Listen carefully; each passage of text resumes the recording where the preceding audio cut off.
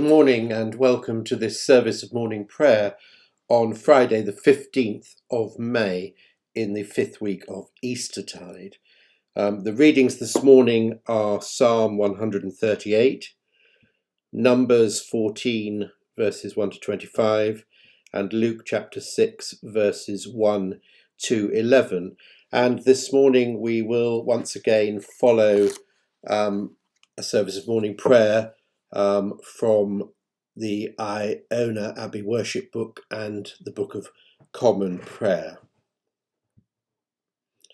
In the name of the Father, and of the Son, and of the Holy Spirit. Amen. May we be wakeful at sunrise to begin a new day for you, cheerful at sunset for having done our work for you, thankful at moonrise and under starshine for the beauty of your universe, and may we add from what we have given each other to add to your great world. The world belongs to God, the earth and all its people. How good it is, how wonderful, to live together in unity. Love and faith come together. Justice and peace join hands. If Christ's disciples keep silent, these stones would shout aloud. Open our lips, O God, and our mouths shall proclaim your praise. Glory to the Father, and to the Son, and to the Holy Spirit, as it was in the beginning, is now, and shall be forever. Amen. And so we make our confession. Holy God, Maker of all, have mercy on us. Jesus Christ, servant of the poor, have mercy on us. Holy Spirit, breath of life, have mercy on us.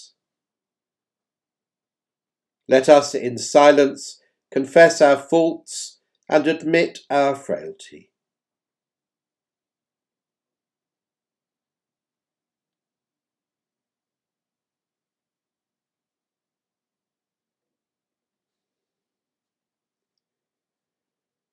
Before God, with the people of God, we confess to our brokenness in the ways we wound our lives, the lives of others, and the life of the world.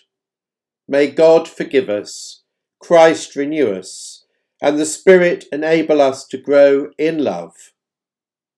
Amen. And so we turn now to our readings for today, starting with Psalm 138.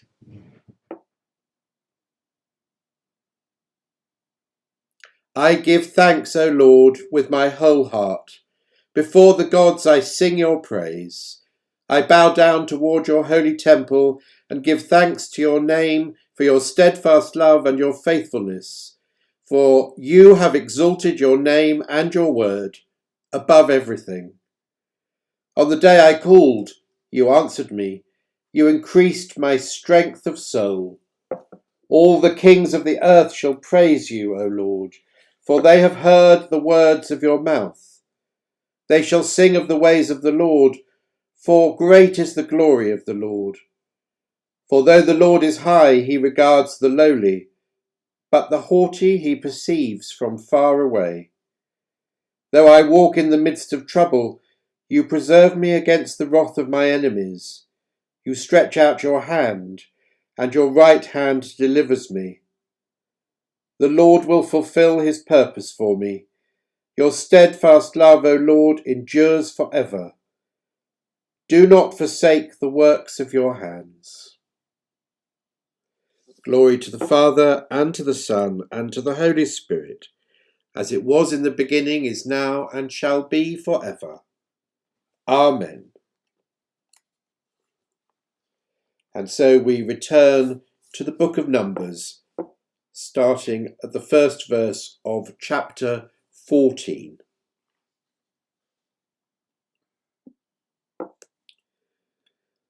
Then all the congregation raised a loud cry, and the people wept that night.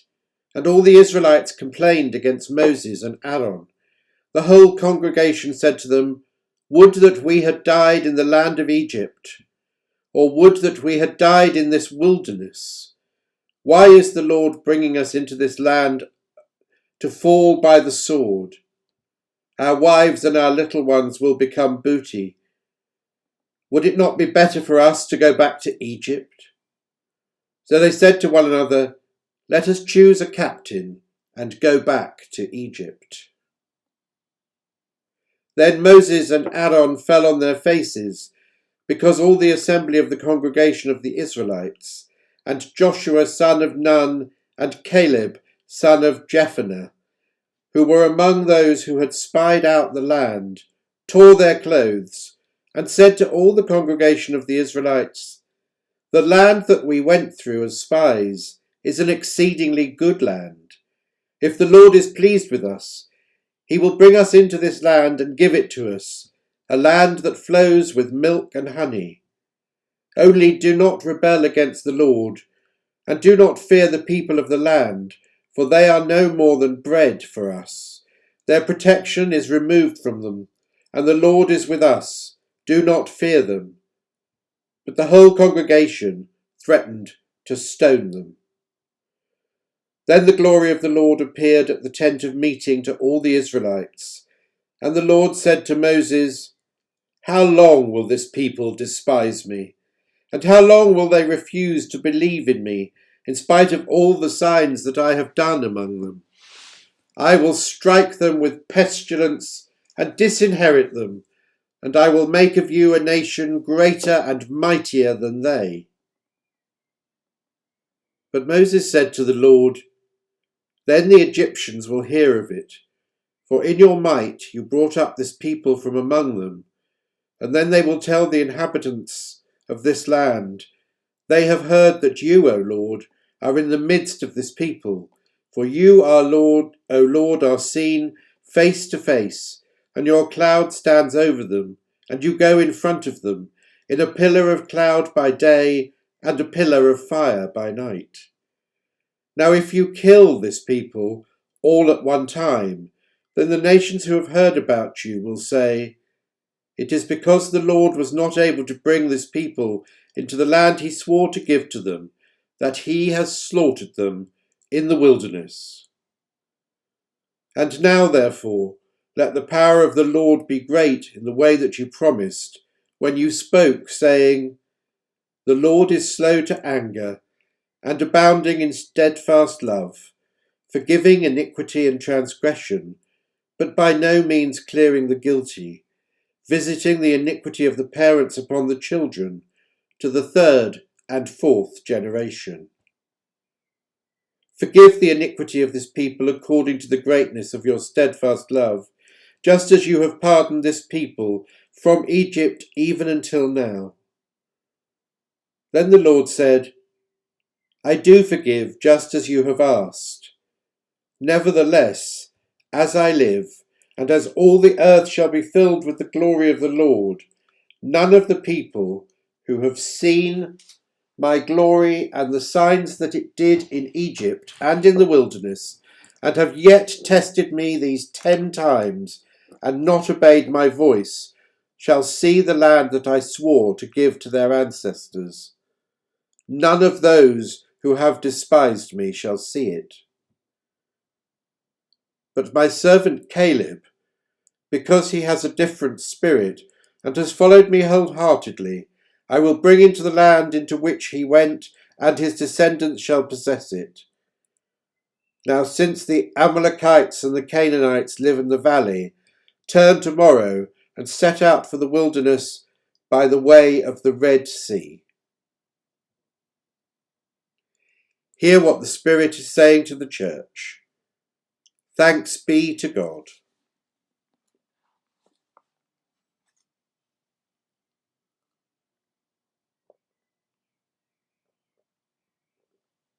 And so we turn now to our New Testament reading from the Gospel according to St. Luke. One Sabbath, while Jesus was going through the grain fields, his disciples plucked some heads of grain, rubbing them in their hands, and ate them. But some of the Pharisees said, "Why are you doing what is not lawful on the Sabbath?" Jesus answered, "Have you not read what David did when he and his companions were hungry? He entered the house of God and took and ate the bread of the presence, which it is not lawful for any but the priest to eat, and gave some to his companions." Then he said to them, "The Son of Man is Lord of the Sabbath." On another Sabbath, he entered the synagogue and taught, and there was a man there whose right hand was withered. The scribes and the Pharisees watched him to see whether he would cure on the Sabbath, so that they might find an accusation against him. Even though he knew what they were thinking, he said to the man who had the withered hand, "Come and stand here." He got up and stood there. Then Jesus said to them, "I ask you, is it lawful to do good or to do harm on the Sabbath, to save life or to destroy it?" After looking around at them all, he said to him, "Stretch out your hand." He did so, and his hand was restored. But they were filled with fury and discussed with one another what they might do to Jesus. This is the word of the Lord. Thanks be to God.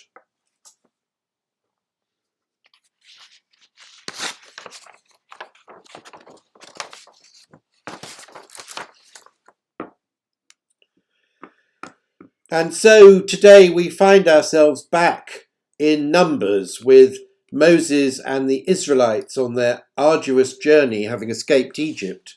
And once again, the people are ready to give up, complaining that they have left their subjugation in Egypt for something worse. And once again, God is angered at their ingratitude, and Moses has to please their case yet again. This reminds me so much of my own willingness to give up on things too soon, to throw in the towel, to say, "It's too much, I can't do it." We are creatures of despair when we really need to be creatures of faithfulness, creatures of despondency when we need to be people of hope. In Luke, we find Jesus overturning the law once again and enraging the Pharisees.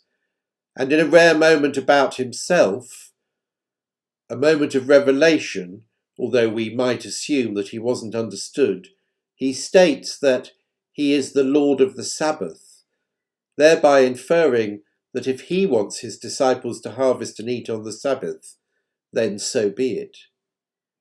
This is followed by him curing a man with a withered hand, not only on the Sabbath, but in the synagogue.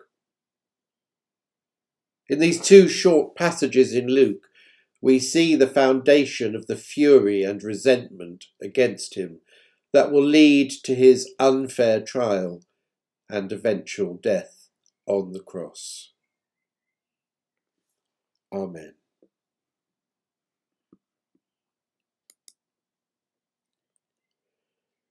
And so we come to our time of prayer.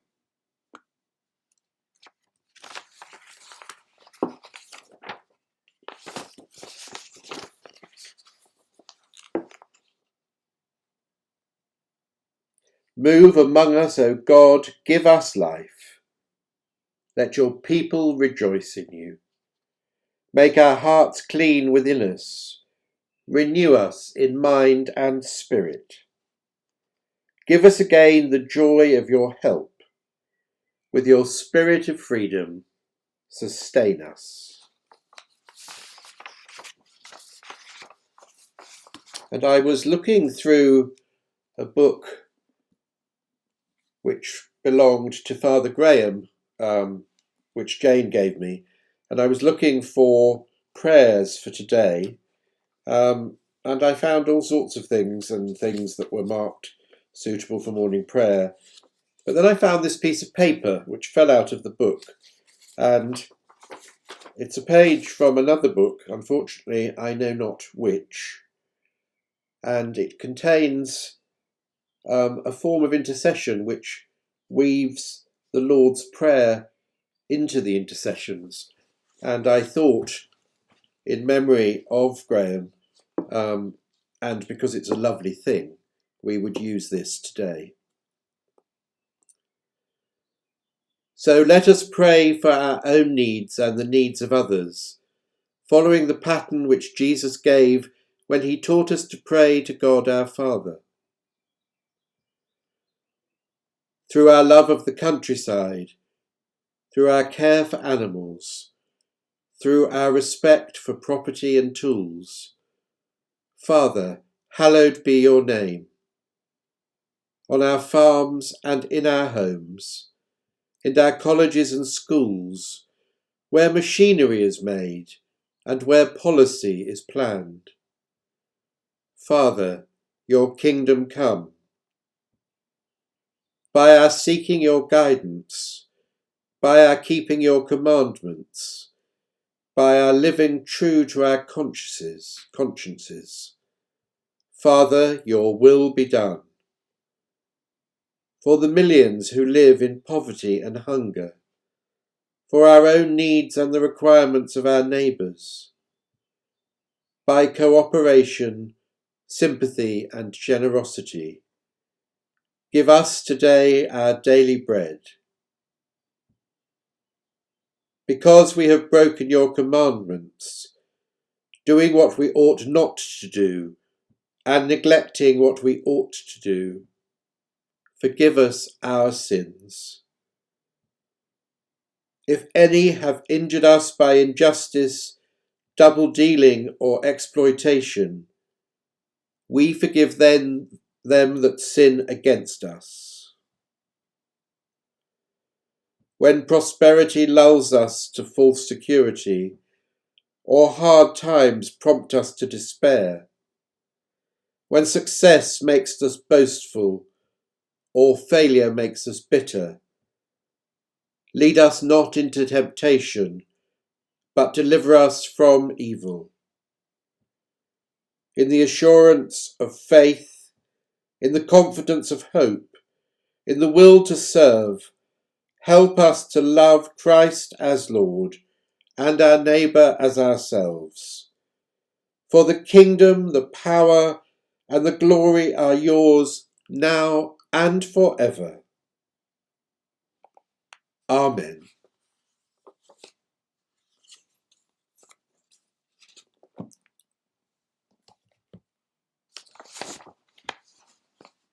And so we turn to the collect for today.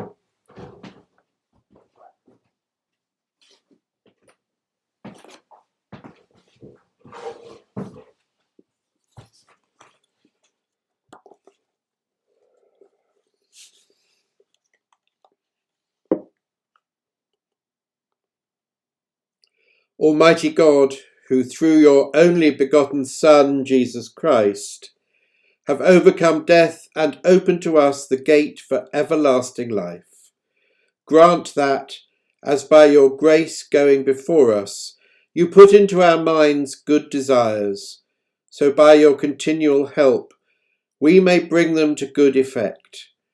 Through Jesus Christ, our risen Lord, who is alive and reigns with you in the unity of the Holy Spirit, one God, now and forever. Amen.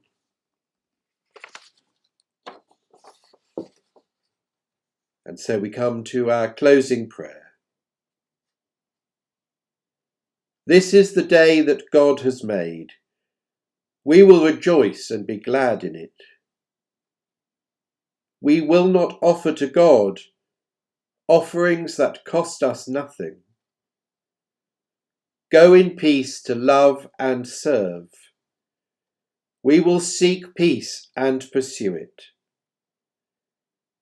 In the name of the Trinity of love, God in community, holy and one.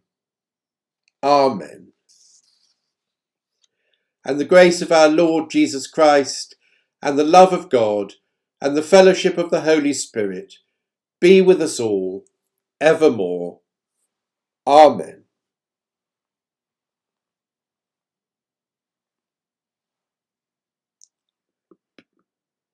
God bless and stay safe.